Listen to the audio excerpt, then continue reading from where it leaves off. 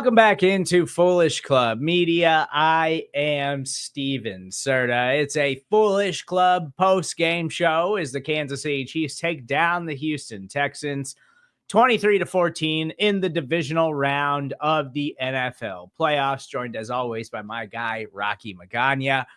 Rocky, Kansas City Chiefs headed to their 7th straight AFC Championship game after another win in the divisional round. And we'll get into all of it here tonight. It's another night to celebrate for the Kansas City Chiefs as they continue to try to make NFL history. This wasn't the prettiest game. It's not the game that I think a lot of us will remember when we look back fondly on this Chiefs dynasty and this run. But they get it done, and they do it in convincing fashion late in the fourth quarter. Overall, just happy to get to the next round and get the win in what was a frustrating up and down game at times. Chiefs took care of business today, and that's all they had to do. This was a very undangerous Houston Texans team. Like this Houston Texans team did not strike any kind of fear in the hearts of anybody in this, heading into this game. So, I mean, they did what they had to do, and I think that Kansas City walked away with a win, and they're going to their 7th straight AFC Championship game, and we should be happy about it. Like, I'm extremely pleased with the way the defense played today. The offense didn't have to show anything special, and they got it done, right? So, at the end of the day, it's a good day to be a Chiefs fan. We're moving on, baby. Yeah. And that's all that matters. That's what we talked about all week long here on Foolish Club Media is it's just survive in advance. Do what you have to do to get to the next round. We know the Chiefs are supremely more talented overall than the Houston Texans are. And so it was just, what's it going to take for them to actually fumble and stumble this thing away and miss out on a chance to make NFL history. And in my opinion, it would have been a catastrophic collapse by the Kansas City Chiefs because they are simply just that much better than the Houston Texans. And they showed that tonight, Rocky, in what was an ugly game at times. But for the most part, I don't think Chiefs fans anywhere were ever worried about this game. We're ever worried about CJ Stroud in this Houston Texans team. You could just see it from the get-go. There was some rust on offense for the Kansas City Chiefs, and I want to get into all of that, and I think some of that probably is the rest, even though we've seen that not affect them in years past, but it is kind of still a mesh of a collection of talent that hasn't gotten a ton of time together this season. But the only thing that slowed the Chiefs down in this game was themselves and the Houston Texans pass rush a little bit. But overall, anybody who knows football and watched this football game, despite Troy Aikman never shutting up about penalties, everyone knows the Chiefs are just that much more talented than this Houston Texans team. Listen, Joe Buck and Troy Aikman can eat a big, thick one for all I care. Literally, okay. Will Anderson's first penalty against Patrick Mahomes, it was questionable. Did he catch his face mask? Whatever. The second one, it was helmet to helmet. I don't care if you didn't like the call. If you don't like the rules of the NFL, there's still the rules of the NFL, and the referees called it as they should be. I'm sorry that Troy Aikman is pissed off that Patrick Mahomes has surpassed him, and he wins more Super Bowls than Troy Aikman has. And Troy Aikman doesn't like Patrick Mahomes because he feels like he eclipsed him so quickly and whatever else. Like, it's a long-standing weird beef that drunk ass Troy Aikman has with Patrick Mahomes. Like, sorry, Troy, like, get over it, dude. And everybody knows Joe Buck sucks. Like, Joe Buck, go back to calling baseball. Get off my football screen. You don't know what you're doing. You don't know what you're talking about. And I'm over you. That being said, this all came down to, so there was a little bit of Will Anderson Jr. is a stud. Danielle Hunter is a stud. The Texas pass rush is legit. But come on now. The Chiefs pass rush, the Chiefs, like Chris Jones, George Karlaftis, Charles Omenihu, they were on point today. George Karlaftis has 3 sacks, his first ever 3-sack games, and they were clutch sacks. Like, George Karlaftis came up huge in this game. And I want to get into the incredible defensive performance too. 8 total sacks by the Kansas City Chiefs. 6 different players had a sack for the Chiefs today. This is an NFL playoff game that defense just did that in. And incredible performance from them. And overall, just tons of positives to take away from this game on the defensive side of the ball for the Kansas City Chiefs. But I do want to stick with the offense. And by the way, I kind of like Joe Buck. I don't really mind him that much. Troy Aikman was just being a baby, like legitimately, like he would not shut up about the penalties. It was unbelievable. It was like he was openly, it was like he was one of those conspiracy theory Twitter people. Like he was about to go on a rant about how it's all rigged for the Kansas City Chiefs. And that's why they're getting penalty calls, as if there wasn't some bad calls on the Chiefs as well. Trey Smith had a totally bogus holding penalty at one point in the game, but I don't want to spend a bunch of time talking about penalties because that's dumb. The Kansas City Chiefs win. They advance to the 7th straight AFC Championship game. And they do it, Rocky, without the offense even really needing to do a whole lot. We'll talk about Travis Kelce and his record-setting performance as he continues to be one of the greatest postseason players in NFL history and is basically the Chiefs' entire offense today, Rocky, is DeAndre Hopkins for the first time in his NFL career goes without a reception. Hollywood Brown goes without a reception. Xavier Worthy winds up with a decent stat line. It could have been better for Worthy, though. And Hollywood Brown has a huge, 40-yard gain that I thought there you could have made the case that he caught it, but they call it incomplete and the Chiefs don't challenge it or whatever. So he winds up going without a catch as well. But it seemed like that was by design. What we're going to hear a lot this week, Rocky, is how, oh, the Chiefs pass catchers aren't really that good. Like they just needed Travis Kelce to show up and go off. And no, their wide receivers didn't even do anything against the Houston Texans when we're going to be previewing a matchup against either the Buffalo Bills or the Baltimore Ravens. And this felt like it was by design, Rocky. It was, hey, carve them up over the middle. We know we can win with our tight ends against these Houston linebackers. And Mahomes is going to have to get rid of the ball quick because we know their pass rush is going to be a problem. Like it felt like the Chiefs were in ways like holding back their wide receivers because of their offensive game plan against the Houston Texans. I mean, if you watch the last, I went back and watched the all 22 this week of the first game against the Texans, and there was a lot of quick passes out to the flats to the wide receivers. But if you watch the film, the Texans are so soft over the middle. They are just really, really, really soft over the middle. And part of that's because they don't have great linebackers. And so there was opportunities there across the middle of the field for the Chiefs to exploit it that they didn't necessarily exploit the first time around. They made good usage of the short passing game in their first game against the Texans. And I'm sure the Texans went back and watched the tape and said, okay, we got to watch the flats against the wide receivers. So when the Chiefs did try to go out to Xavier Worthy in the flat, they bore down on it pretty quickly and shut it down, to their credit. But the Chiefs saw it also and said, okay, so they're going to shut down the flats, but the middle of the field is wide open. So we're just going to let Kelce eat in this game. And Kelce is coming off of, everybody telling them that the Chiefs didn't want to face a tough team in the playoffs in the Cincinnati Bengals. And Kelce's saying, okay, I want to be like Mortal Kombat. Give me absolutely everybody. Like I'm ready to go. And Kelce was ready to rock and roll. I mean, Caitlin Clark is there watching him today up there with Taylor.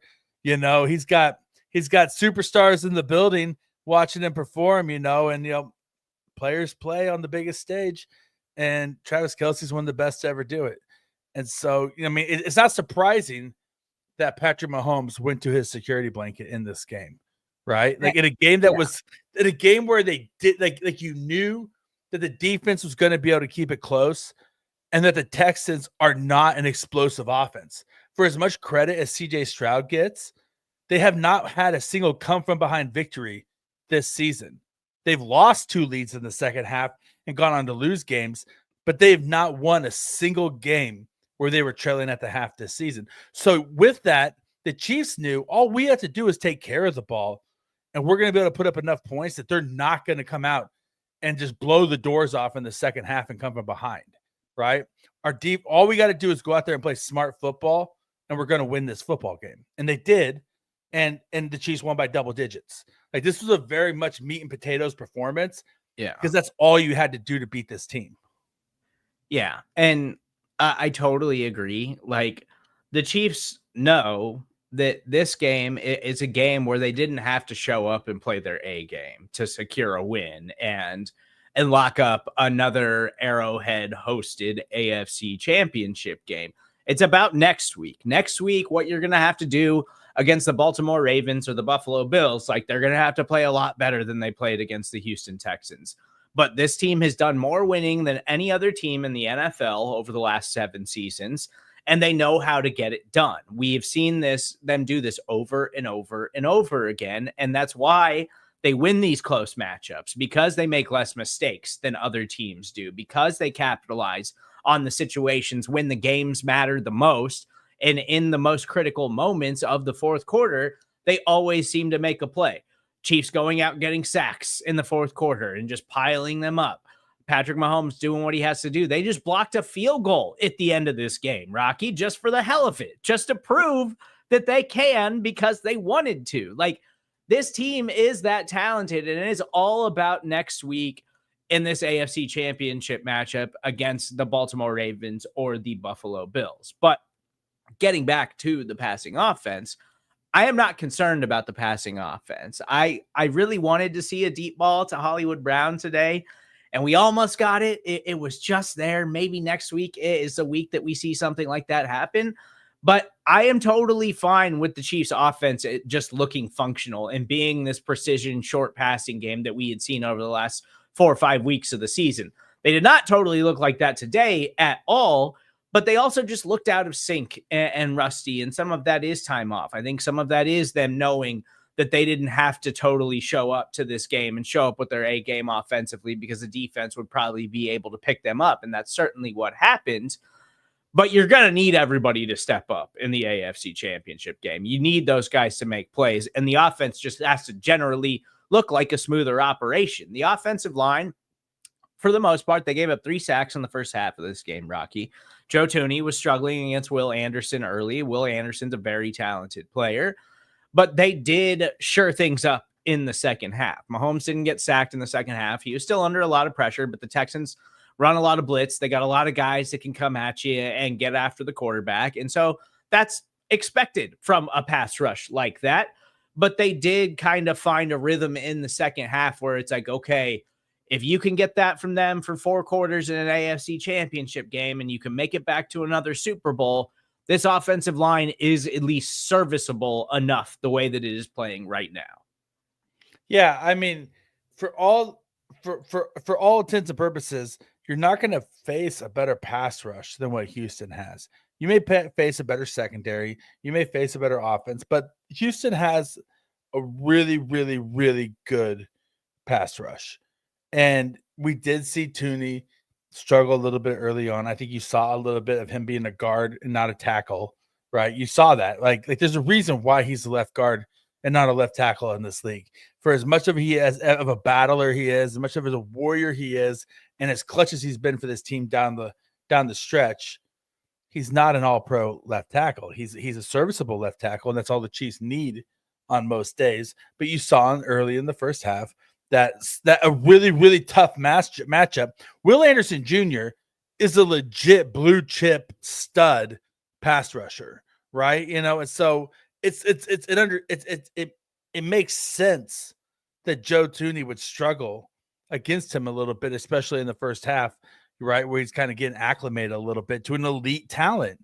I'm not mad that Will Anderson Jr. won some reps against Joe Thuney in the first half. Like, that's to be expected. That being said, he locked in, he kept battling, and like you said, they game planned a little bit, and in the second half, Patrick Mahomes didn't take any sacks. All in all, this is a Chiefs team that did not give their best effort and still won by 2 scores in the playoffs. Yeah. Right. That's the thing. You would say, oh, the Chiefs were rusty. Oh, the Chiefs were trying to get acclimated. Oh, the Chiefs were trying to get some guys in the game. The Chiefs were starting a left guard, a left tackle, all of this. And they won by 2 scores in the divisional round of the playoffs. Right. Like I'm not concerned about next week. I'm not concerned about the Super Bowl, because they're just going to keep ratcheting it up. This team is an NBA team where the regular season doesn't matter. The next 2 games are the only thing that matter to these guys. And I'm sorry, until you prove to me that Michael Jordan, a.k.a. Patrick Mahomes, and Scottie Pippen, a.k.a. Travis Kelce, are not going to win the most important games they've ever play, then I'm going to bet on them every single time, without a doubt. And as Chiefs fans know, we've seen this team do this over and over and over and over again. Like, you could question the effort sometimes. You could question how seriously they take certain opponents sometimes. But when it matters most, they get it done because they are champions. And so everybody who was like, I saw a lot of national media people picking the Texans to upset the Chiefs. Like, those are people that simply aren't watching football. Like, those are people that are just creating narratives and trying to generate traction on social media or whatever by picking against the best team in the sport. Like, it's okay to talk about them that way. I know everybody has their own feelings about the Chiefs, because with success, you're going to get people who have these ridiculous feelings about that. We saw it all the time with the Patriots dynasty, but the Chiefs are that good. And that's why it's like, even an AFC Championship game next week, where I feel like we have still yet to see the Chiefs' single best performance of the season. Like, but hey, I can't think of a better place to save it for than the AFC Championship game, than an opportunity to go to a 3rd straight Super Bowl and try to make NFL history. Like, all of that sounds really great to me, because that is what they are building towards always, Rocky. And it's unlike other teams where it's like, they know they can do this in the regular season. They know they can get to the playoffs, and then it's all about the postseason and maximizing your chances to win there.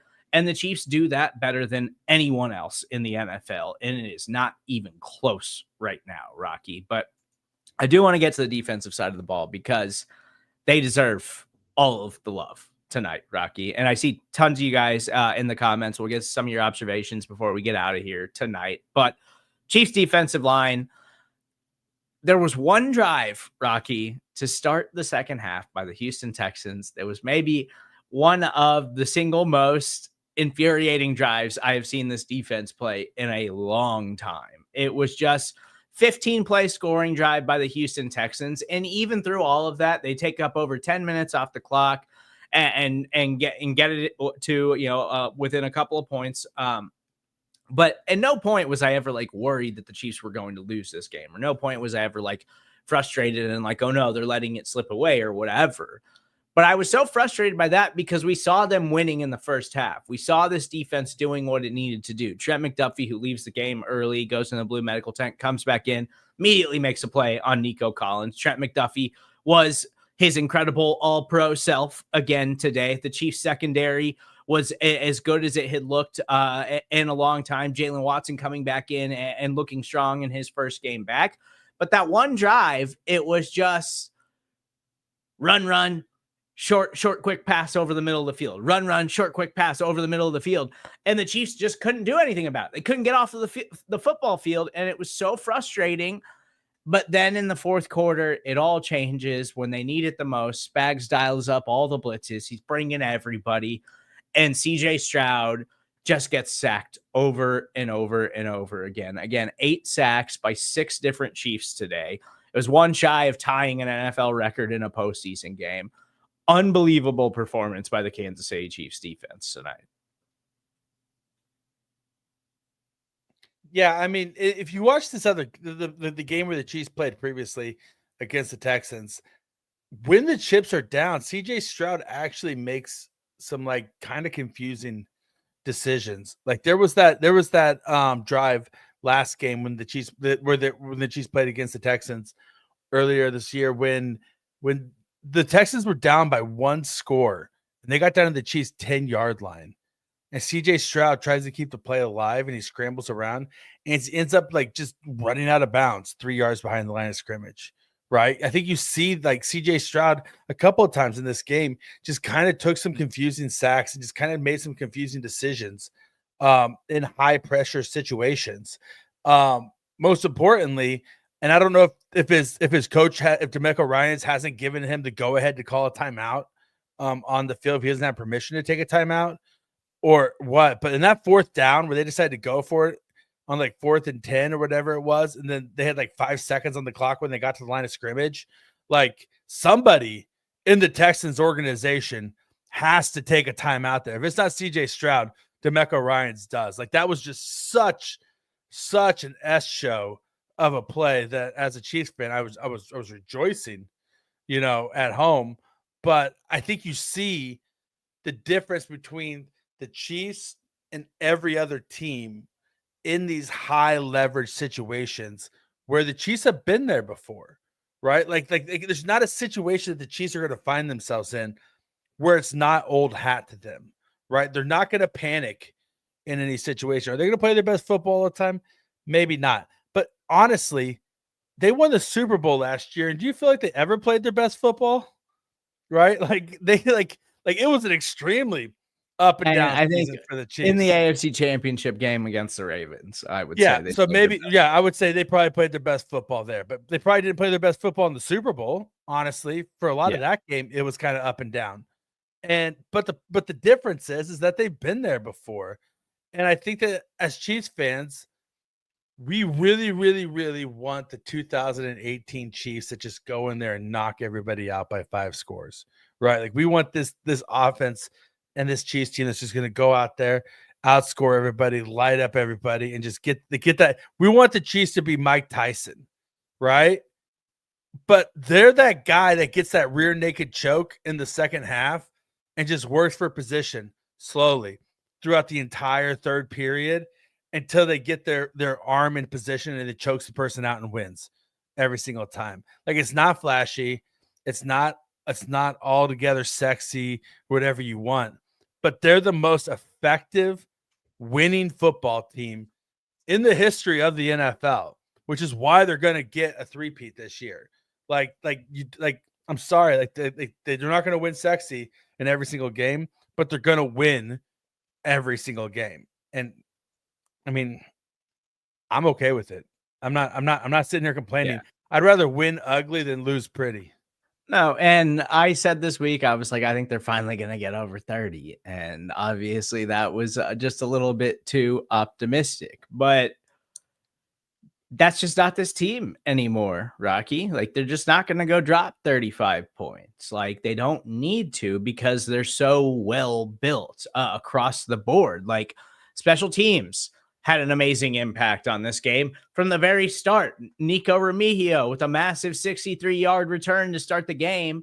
And the Chiefs don't do anything in the red zone with it, but it's essentially, it's a free 3 points, like from the very first play of the game that the Chiefs got for that return. And then the blocked field goal by Justin Reed late in the game, or maybe it was Leo Chanel. I don't know. There was varying perspectives on who actually blocked it. I'll have to go back and check it out. But from that to the offense to the defense, it's just all three phases.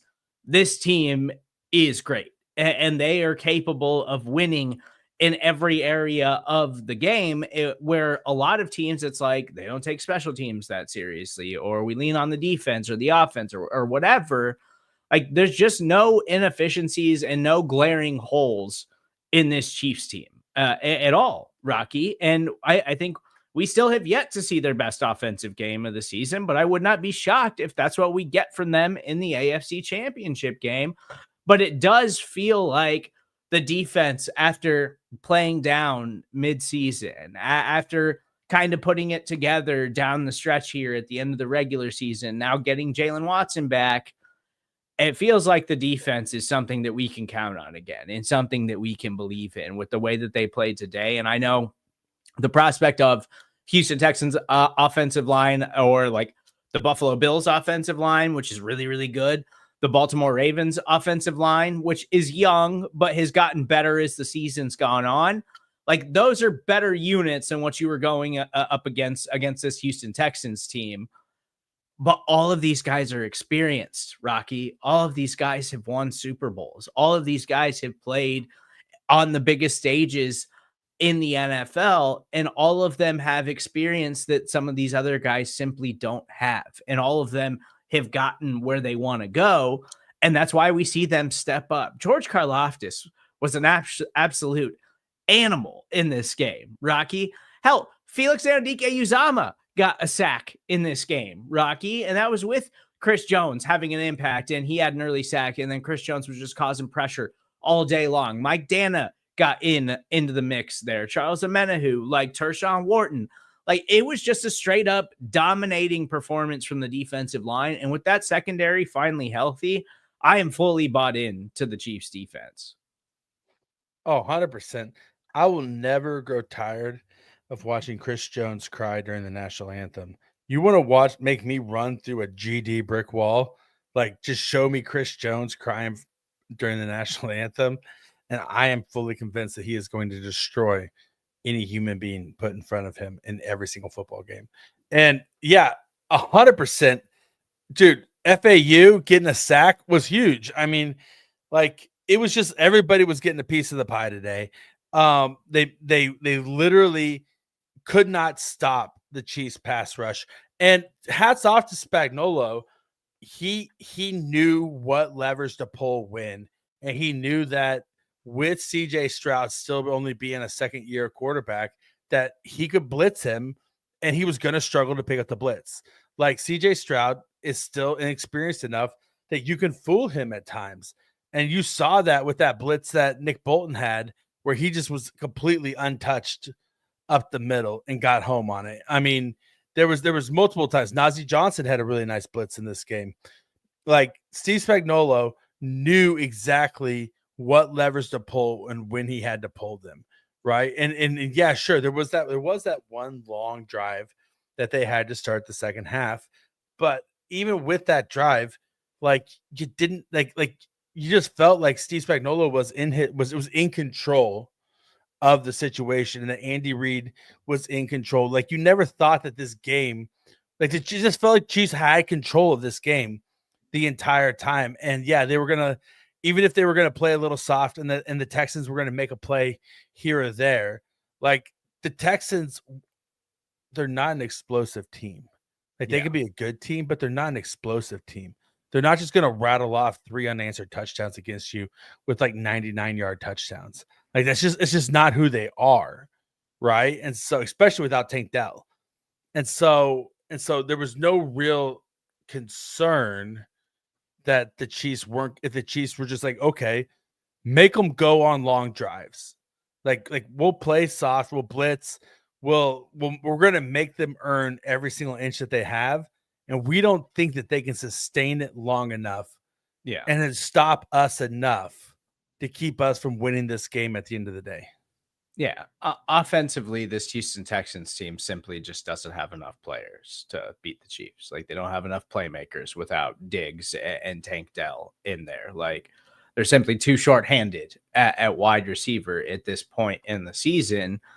But credit to Bobby Slowick, who I know has been a heavily criticized offensive coordinator, even by me at times this season, because I just felt like the Texans offense should have had a better chance and really has struggled to make adjustments for the most part throughout the season. But credit to them, because they identified something in this Chiefs defense that they wanted to challenge. And it was get the Chiefs linebackers in coverage, and we can beat them over the middle of the field on the short intermediate stuff. And that's where Houston was finding success throwing the football today. And credit to Joe Mixon, the Chiefs run defense has been really good. And Mixon was picking up some pretty easy yards early in the game. Now, he winds up only finishing, I think, with like 84 yards. But it looked like Mixon was on his way to well over 100 at one point in this game before the Chiefs started to put the clamps on that Houston offense. So they identified a weak point in the Chiefs defense, and they did attack it. And so that's something to keep an eye on as we look towards the AFC Championship game, because other teams are going to try to exploit the Chiefs that way. But before we get out of here, Rocky, I do want to talk about the secondary and my thoughts on them with Jalen Watson back in the mix. Now, it seemed like Joshua Williams has now been demoted again, because we saw a lot of Najee Johnson in the game today. Saw a lot of Chamari Connor now that he's back and healthy. But man, having Jalen Watson in there just makes all the difference in the world for the secondary. It just looks like a different group. It looks like Trent McDuffie, it just stands out so much more as the special player that he is when they have somebody on the other side who is reliable, who you can count on to try to go make plays and be good enough in coverage to not be a liability the way Jamari Connor and Najee Johnson have been at times this season. Like, I just feel like his presence being back on the field totally changes how I feel about the Chiefs secondary overall as we move further into the playoffs. Oh, 100%. I mean, it's crazy a difference that one player can make, but when you're especially in the secondary, having a guy like Jalen Watson back who can man up against a number 2 wide receiver, or if they shift a guy, you don't have to move Duffy all the way to the other side of the field. Like, it just frees up McDuffie to be that weapon that you want him to be, and that all-pro player where it's that shiftable. He makes him so shiftable and redeployable if you have just one guy who can hold down somebody else. And they just haven't had that. Like, they just need that one more guy who doesn't have to be a superstar. He just has to be a serviceable, good player. And that's what Jalen Watson is. And I mean, and you saw it in this game. And I mean, I'm just so happy right now. I mean, we've been covering the Chiefs, me and you. We're both old enough to remember some really, really bad football teams. Like, I remember Damian Heward as our quarterback. I remember Tyler Thigpen. I remember us hoping that Brody Croyle was going to be good. I remember trading for Steve Bono and Elvis Gerback and being pissed off when they let Gannon walk. I remember Steve DeBerg being like, oh, he's pretty good, or Dave Craig, right? I remember getting Montana and our hearts getting broken that he didn't get us over the hump. Like, I remember all of these things as a Chiefs fan, and regardless of how good our defense was with DT58 and Neil Smith and all those guys back in the day, this is the golden era of Chiefs football. It will never be as good as it is right now. And I am just so grateful to not that I'm not senile yet, that I'm still that I haven't drank my mind away or just completely just like lost my mind just to being senile like at 80 years old. I'm so happy that it's happening right now and not when I'm 105. That I can just appreciate this golden era of Chiefs football. I'm just so grateful. Yeah. It's just it's amazing. It's amazing, Serda, that we're at this stage where we're talking about the first three-peat in history. Yeah. Remember to be thankful, because if the Chiefs find a way to make NFL history this season, it is very likely that we never see anything like this ever again. Not in football. Like, it is unbelievable what the Kansas City Chiefs are doing. Just records being set everywhere across this divisional round. Patrick Mahomes remains undefeated, 7-0 in his career in the divisional round, where there was one time in our NFL fandom and all of our lives where the Chiefs couldn't even get out of the wild card round, let alone win a divisional round playoff game. And Travis Kelce sets another NFL record. I think it was like 14 straight playoff games, his 9th 100-yard game. Like, just unbelievable performance from him. Andy Reid setting coaching win records. Like, just unreal performance that is finally stacking up all of the NFL history that we knew this Chiefs team was inevitably going to catch up to. So it is absolutely something we should be aware of and grateful for and acknowledge whenever we can. But let's get to a few comments before we get out of here. I want to go have a beer and celebrate the Chiefs win, advancing to another AFC Championship game. So from our guy, Elliot, always a mainstay. Appreciate you as always, Elliot. A great win that doesn't feel so great, but a win nonetheless. Don't know why Kareem didn't get more touches or D-Hop didn't get a target. Yeah, the wide receiver usage was interesting, and it is not what I expected, but it felt like it was the design by the Chiefs to, hey, this Texans team, they got two really aggressive corners who are really good at forcing turnovers and creating those into scores. And it felt like the Chiefs were just like, we're just not even going to attack them. Like, we're We are going to hit Travis Kelce over the middle of the field because we know we can win that way. And the wide receivers just simply didn't seem like they were that big of a part of the game plan. Now, I totally agree on Kareem. Kareem looked really good when he got the opportunity late in the fourth quarter. Kareem was running hard. He was trying to single-handedly put that game away himself. And he has just straight up looked better than Isaiah Pacheco, who got the start today, but then it was all Kareem Hunt down the stretch. So I don't disagree with you, Elliot, but it felt like the wide receiver stuff was totally by design, Rocky. 100%, I think it is, because they have really good cornerbacks and their linebackers are garbage. Let's be honest. And so why are you going to try to test, a couple of really, really talented perimeter cornerbacks when you know that there's going to be soft over the middle? Like, you just go to the weak spot. Like, why try to test their strengths when you see a glaring weakness? And that's what the Chiefs did. And they were like, listen, if we get a double-digit lead, like, we feel good about it, and then we're going to be able to work the clock and do enough to win this game. And that's exactly what they did. They had the game plan.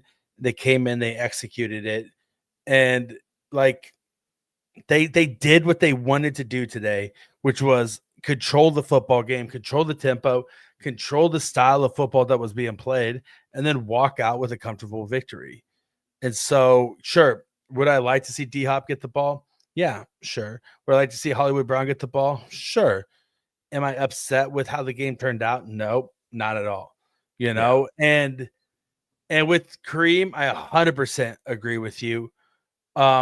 Mostly just because I feel like Kareem is hungry, because you got that one guy who feels like he's missed out on the glory years. Like, he feels like he should have been a part of them, and he screwed up and he missed out on them. And this is his chance to get his piece of the pie, and he's going to do whatever it takes to get it. So I 100% think that we should just feed Kareem in this playoffs, because I think he's hungrier than anybody else. He looks like he had some juice in the fourth quarter. Like, he wanted to get into the end zone bad on the Chiefs late offensive possession where they were just trying to put the game out of reach. This is from Nikita. Who is the better matchup for the Chiefs, the Bills or the Ravens? And I actually am curious about your take on this, Rocky, because I think I have shifted a little bit here. A few weeks ago, I think I would have said it was the Baltimore Ravens, and I would have been a little bit more scared of the Buffalo Bills just because of the challenge that Josh Allen presents and how just how incredible he's been this season. But their defense has fallen off a little bit down the back half of the season. And also the Baltimore Ravens right now, it's just, I know Lamar playoff struggles, whatever, but he got to an AFC title game last year. Their defense, after being one of the worst defenses in the league early in the season, has really turned things around down the back half, and their defense looks like it's a problem again.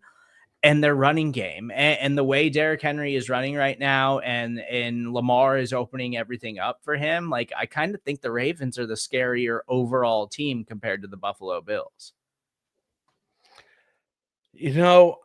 I still think I'd rather see the Ravens than the Bills.